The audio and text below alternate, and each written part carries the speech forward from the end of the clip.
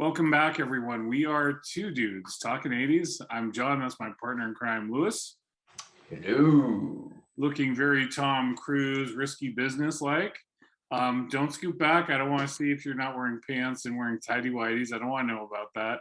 Oh, sure you do. I'm not going to play that old time rock and roll. But one of the things we don't really talk too much about on this when we do these episodes is we don't talk a lot about 80s television.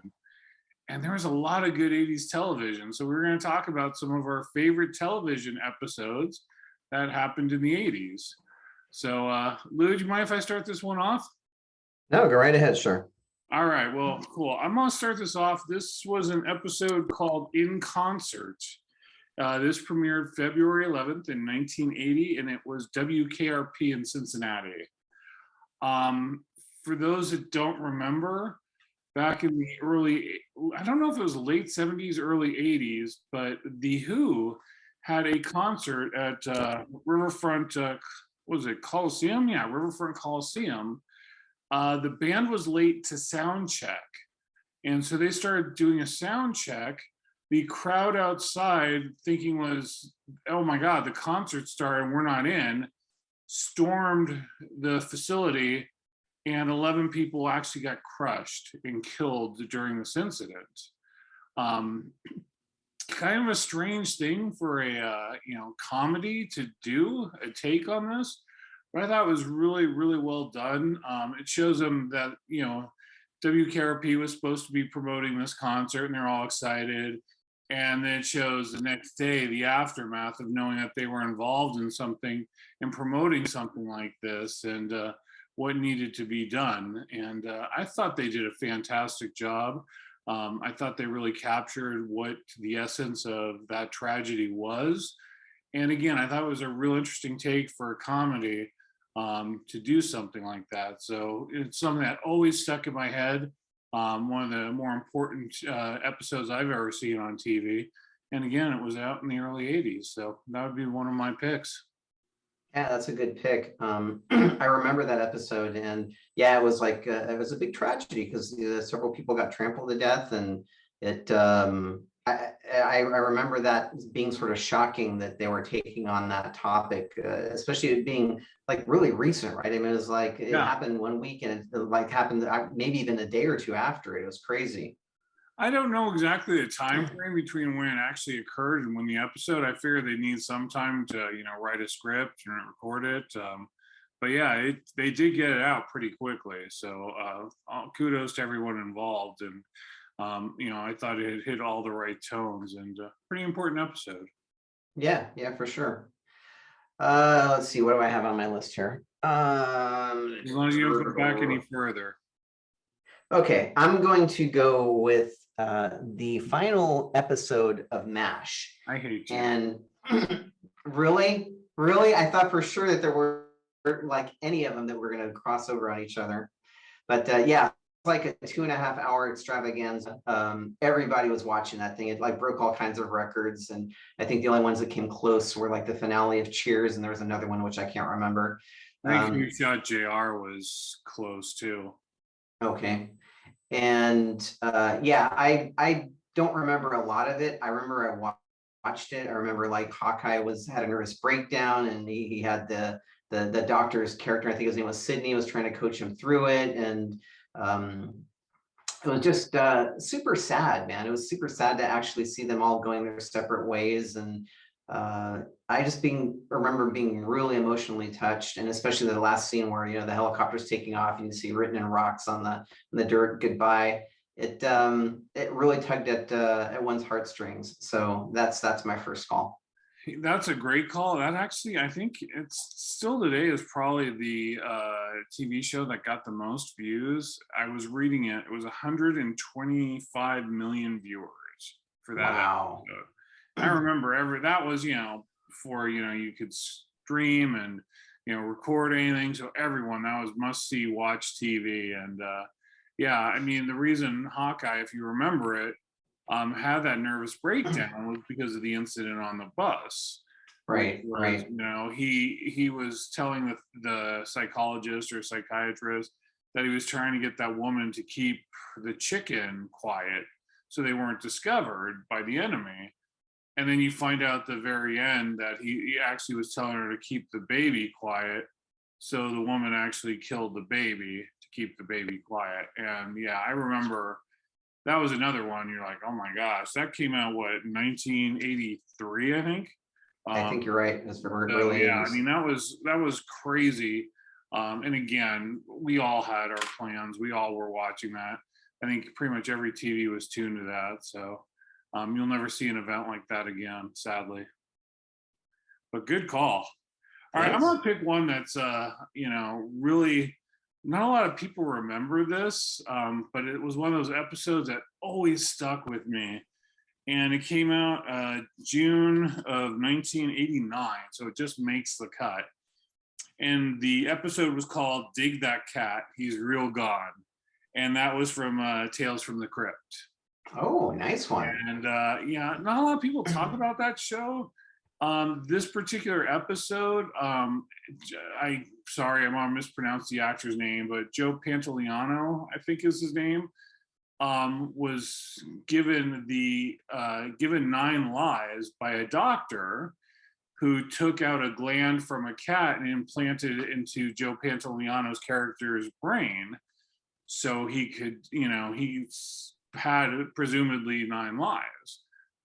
And so he's in this like circus sideshow thing where he's making all this money so people can watch him die and come back to life, and they're paying to see this. And I mean, he gets electrocuted, he gets, shot with an arrow, and just all this craziness. He turns on the doctor and actually has a car crash, so he has to split the money with anybody, and kills the doctor that created this. And of course he died too, but he comes back. So towards the end of the episode, his girlfriend decides, you know what, I'm going to just stab him and take all the money. And that's what she does. So he decides he's going to do one last big performance because he's got 1 life left, and he's going to get buried alive. And while he's in the casket and he's already buried alive, and you can see he's inside the casket talking about, he forgot to account for the fact that the cat died originally, and that was one of the 9 lives. So he's down there, and he knows now he's not going to come out of this. He's not going to come back to life from this. And he's pounding on the casket and everything, and the 2 guys that just buried him were like, did you hear that? It was probably a cat. So I thought it was one of the most Twilight Zone type episodes that I've ever seen, and that episode always really struck with me. So yeah, Tales from the Crypt, baby. Yeah, that's really cool. I don't think I saw that one, but that's really, really cool. Especially the whole miscalculation. Look it up on YouTube. They actually have the entire episode. So excellent. All right, I'll do that. By the way, I'm going to show this off. I was going to call that out at the end, but yeah. Turn it off now. Very cool shirt, man. I want my $2. All right. So the next one I'm going to go with, being that you went obscure, I'm going to go obscure as well now.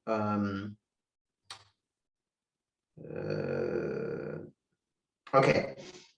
There was a series in the 80s, and I'd completely forgotten about this, called Amazing Stories, and it was done by Steven Spielberg.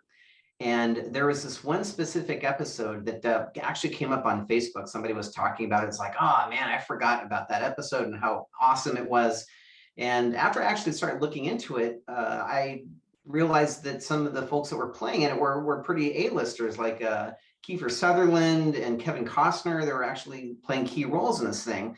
And this episode was about it was like World War II or something, and it was a set of guys that were flying around this fighter plane and doing what they do in World War II. There was one guy that was stuck in this gun turret that hung from the bottom of the plane, and they got hit with the I guess a missile, or well, not a missile, but a bomb or machine gun fire, whatever it was, and the plane couldn't bring down its landing gear. And this guy was stuck in this turret and they couldn't get him out. So in order for them to land the plane, they're going to have to kill the guy because they couldn't get him out. And the guy that was stuck in the turret was an avid cartoonist. So he starts drawing a picture of the plane just feverishly and stuff with these big, big cartoony yellow wheels, real bouncy wheels, and he draws it on it, and he sort of goes into this trance. When he goes into this trance, the plane actually materializes these big cartoony yellow wheels. It's able to land onto the runway, and they're able to get the guy out while he's still in this trance. And then once he's completely out of the plane, they're sort of shake him up. It's like, hey man, get out of it, wake up, wake up. And as soon as he wakes up, the cartoony puffy wheels disappear, the plane just crunches on the turret. It was really, really cool. And again, it was really neat to go back and go, wow, I didn't realize that Kevin Costner and Kiefer Sutherland were in that thing. That is cool. I never watched that show, so I'll have to look it up. Well, talk about humble beginnings. I was gonna have to hit this one. You probably hit it too. Tom Hanks and Bosom Buddies, still probably my all-time favorite TV show. And there was an episode that came out on January 15th in 1981, I believe. It's called Beauty and the Beasts. And again, you're talking about a comedy, and I thought this was really well done. So they go to interview a prospective female lead for a commercial. And they're interviewing, and they're like, that was good, that was good. And of course, this really busty woman comes in, and she goes, eek, a mouse. I've had it up to here. And they're like, you're going to be a star. And, so later on, they go and they go out to a bar to have some drinks. But they're dressed as women because they lived in the hotel and they had to dress as women. So they're kind of, surprised. They said, oh, let's go out. And they kind of weren't ready for it. So they go to a bar. And of course, none of the men are hitting on them, And so Henry gets kind of upset about it and goes, we didn't get asked to dance because we're dogs, because we're not attractive enough. And so he starts calling out Kip. He goes, hey, you're in love with Sunny. What do you know about her? And, so he goes, you're right. I don't know a lot about her, but I hope to learn more about her. He goes, but in the meantime, there's a girl that's completely head over heels in love with you, and you won't give her the time of the day. And that was their friend Amy, who was overweight.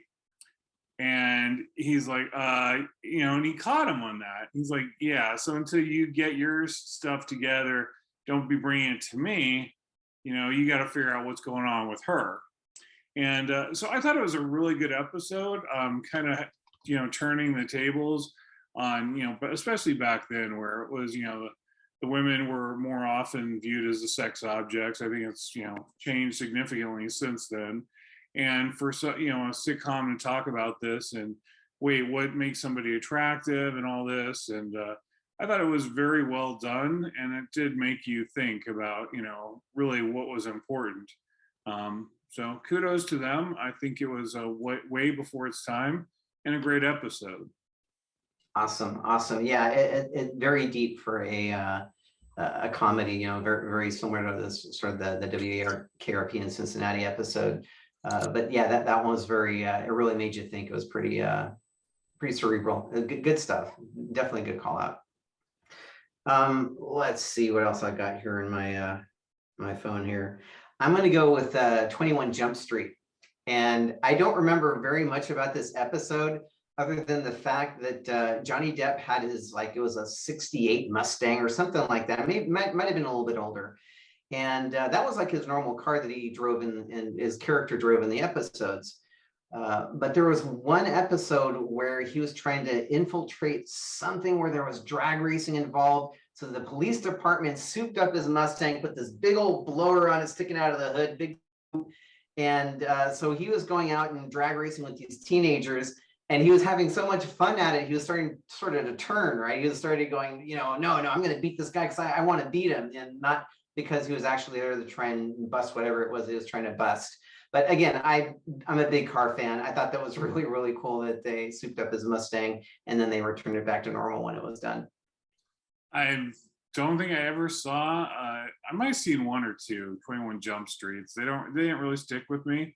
The funny thing is, I was on a plane today coming back from Boston, and they had the movie version with Channing Nice. Tatum and Jonah Hill, and that thing is hysterically funny. So if you like 21 Jump Street, the TV show, check out the movie. Some of the people from the TV show make an appearance in the movie. Don't want to give away too much, like I've given away on everything else. But really funny movie, and it kind of sounds very similar to the very first Fast and the Furious movie. How Brian, the character of Brian, was a cop and went undercover and in the street racing thing, and that's how he kind of became part of this, part of the family, as Dom would always say.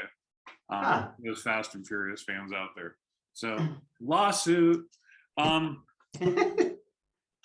You know what? I'm gonna go with this one. This came out in August of '85.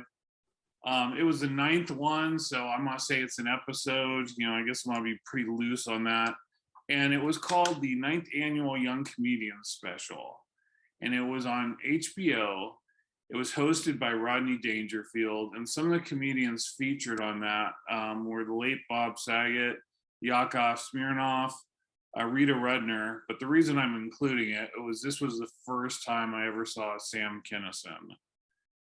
And oh my God, I'll never forget, watching this. I think I was watching with my mom, and I'll never forget Rodney Dangerfield goes, our next guest, he says something, he goes, and here he is, Bad Sam. And Sam Kinison comes out, and I just remember laughing hysterically throughout his performance, and it was one of the funniest things I've ever seen. The other comics were good, they were funny, but oh my gosh, Sam Kinison was next level. And sadly, how old he was when he died? He was pretty young. I don't remember how old, but he was pretty young. 38. Wow. Yeah, 38, and it just, I was lucky enough to see him like shortly thereafter. Like I bought a ticket to see him at the Old Waldorf. Sorry, we never mentioned that place. I saw him the last episode. I saw him perform there. And again, it was one of those things where it was like one of the funniest nights of my life. I laughed hysterically. It was so much fun. And then he got really famous. And I saw him years later at the height of his popularity at the Circle Star Theater, another place we forgot to mention, with the rotating stage ever so slowly. And he sucked. Wow, really? He sucked. He was one of those people, I don't know if he was still doing drugs then, but it almost seemed like one of those times where somebody got super famous and just didn't try. Like it just was like he seemed to put like no effort into it versus what I saw when he was up and coming. And it was, quite a shame because I was so impressed by his first performance. And after seeing him a second time, I'm like, yeah, I would never see this guy again. It sucked. It was an awful performance, but again, seeing him for that very first time on TV, that was amazing, hysterical. And, seeing him live shortly thereafter was a wonderful experience. Sadly, I feel like he peaked really early, and I think fame got the best of him. But, 9th Annual Young Comedians. And you had Awesome, Rodney Field. How can you go wrong with Rodney? He was a class act as well. Yeah, that's, Sam Kinison had an absolute unique delivery with his comedy, with all the yelling and stuff. And he died, it was like in a car crash, right? I think somebody hit his limousine, if I recall correctly. He had just gotten married, and he apparently was clean and sober finally. And irony being what it is, he got killed by a drunk driver.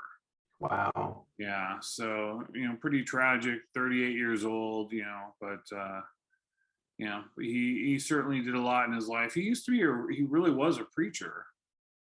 Oh, so that's even more incredible to think that guy was a preacher.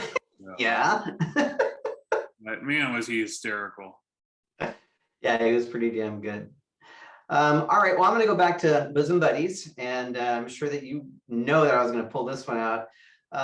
There's an episode there, and again, I don't remember a heck of a lot about it. I actually found the transcript of it online though, which I hadn't been able to find before. God, if only you had the DVDs.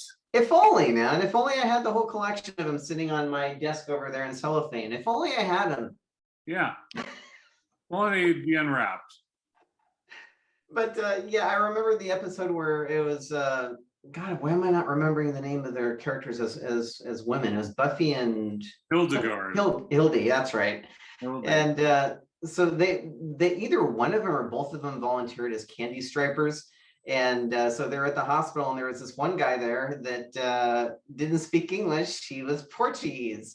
And of course, I'm Portuguese, so that struck a big note with me. And yeah, it's funny because many years later, I know you and I, John, we were talking about it, and that was like an episode that you started talking to me about. I thought, oh, you speak Portuguese too? You speak Portuguese? My name is Joaquin Carrero. I have goats in my pants. Just really bizarre, but that was like shocking to me. It's like, holy crap, man! They're talking about this guy that's Portuguese on TV. I much later found out that Tom Hanks is actually part Portuguese. I'm wondering if that had anything to do with it, but very amusing. And that's the only part I really remember that episode. But it's one that always brings my face. You know, I do remember that episode. I think that was one of the episode, or that episode was the one where Sonny, who was, you know, Kip's love interest, but he hadn't quite gotten with her yet. She was kind of attracted to this guy she was working with at the hospital who was blind. And she was really attracted to the fact that, you know, he wasn't interested in her simply based upon her appearance, that she felt he was seeing something deeper in her. Then you find out later he's just kind of a playboy, and you know he's using that to his advantage. And you know, she agrees to go out with Kip. But I remember he's trying to talk to her, and you know, he's like, "Could we be alone?" And she's like, "Well, we kind of are alone. He only speaks Portuguese, Portuguese." And he's like, "How about them Yankee boys?" He's like, "Oh, that sounded like English to me." He's like, "I have goats in my pants." I love that line, man. And then he's trying to talk to her, and he's stumbling. You know, Kip, you know, is stumbling. He goes, "I have goats in my pants," you know, and so he used that line as well. So that was a fun episode. Please undo the cellophane. Watch those episodes. They're classics. I could have picked a ton of those if I just stuck to Bosom Buddies, but want to mix it up a little bit. I'm gonna end it with something, you know. God, I have a couple more, but I'm gonna go with this one, and it was called "Eaten Out." Watch yourself. And it was February 1989, and it was Married with Children.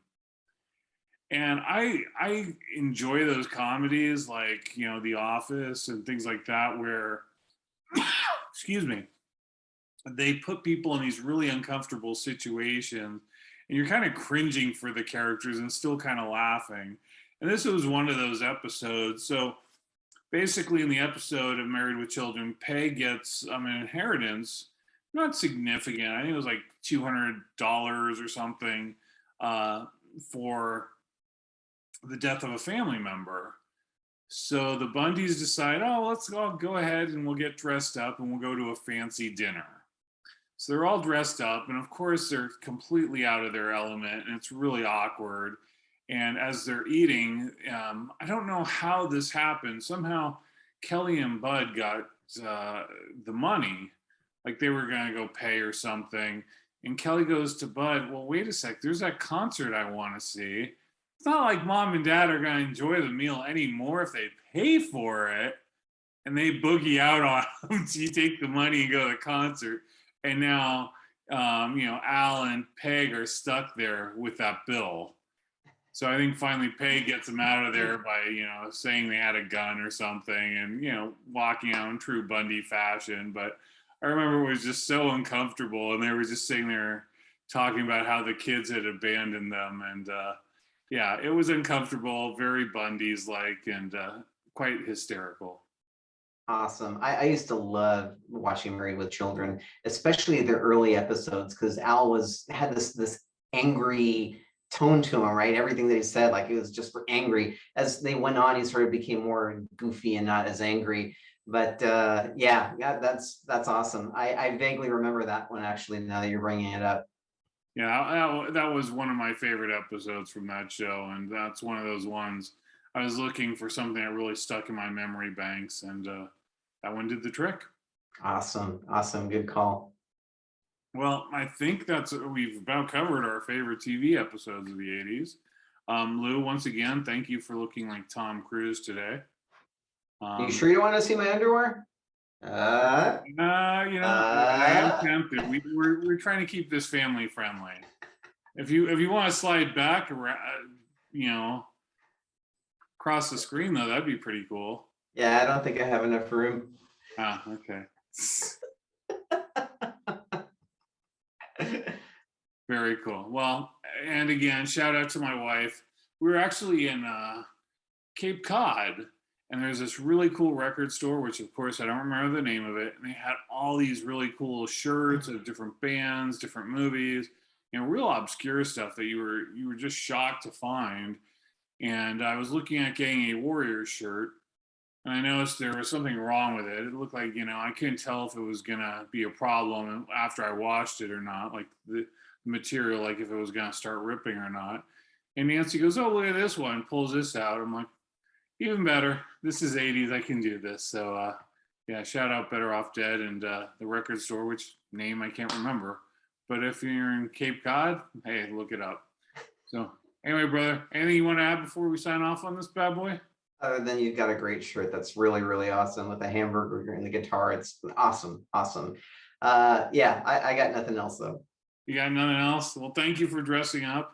I promise I won't do that next episode either. Got to keep it casual. So go ahead, sign us off, and we'll see you guys next time. Peace out. Thank you, guys.